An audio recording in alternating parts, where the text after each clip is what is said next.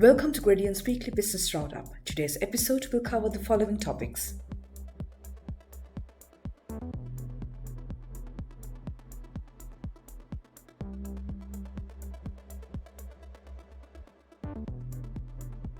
According to Minister of Finance Basil Rajapaksa, the government has lost tax revenue of around Rs.1.6 Trn due to the pandemic.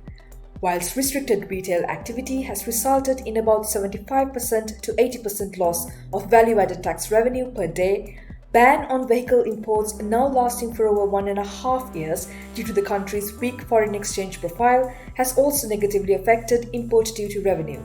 Moreover, Sri Lanka's largest foreign exchange earnings are struggling. Tourist arrivals have been down 95.2% on a year-on-year basis to August 2021, and workers' remittances have slowed down since May. In a sign that the country is yet to be on the path to recovery, the central bank requested licensed commercial banks and specialized banks to consider extending the concessions granted to borrowers affected by the pandemic up to the end of 2021.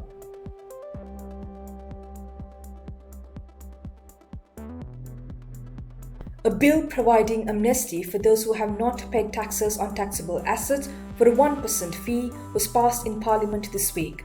The bill aims to enhance tax collection and ensure better compliance.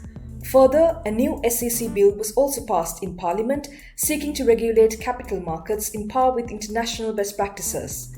It also vests more power on the Securities and Exchange Commission and auditors, with fines ranging up to Rs 25 million and jail sentences up to 10 years for market misconduct.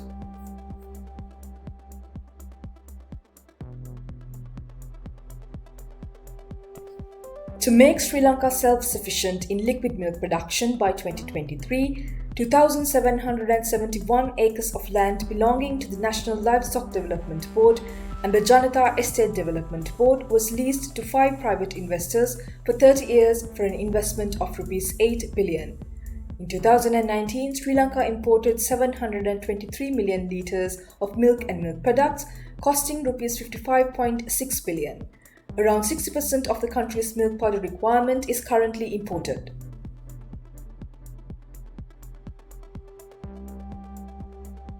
Speaking at the Be Inspired, a webinar series organized by the American Chamber of Commerce in Sri Lanka, several apparel industry members indicated that the 2021 export target of $5.1 billion may be challenging to achieve given that the industry is currently operating 10 to 15% below capacity.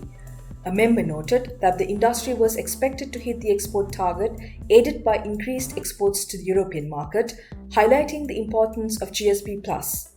Apparel accounts for more than 40% of Sri Lanka's exports. On a related note, plans are underway to set up a 265-acre fabric processing park in Eravur.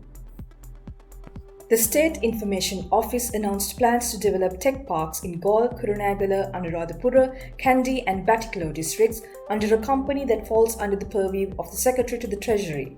The company will also be listed on the Colombo Stock Exchange.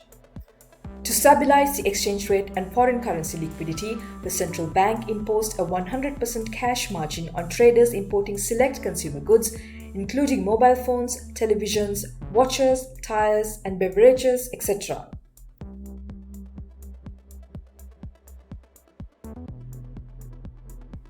The all-share price index at the Colombo Stock Exchange ended the week to 9th September at 8,986.4 points, down 3.7% from a week earlier. The index fell from its all-time high, declining 359 points on Wednesday alone, mainly due to the uncertainty surrounding the central bank's request to commercial banks to keep the USD to LKR rate around 203, leading to forex markets remaining largely inactive.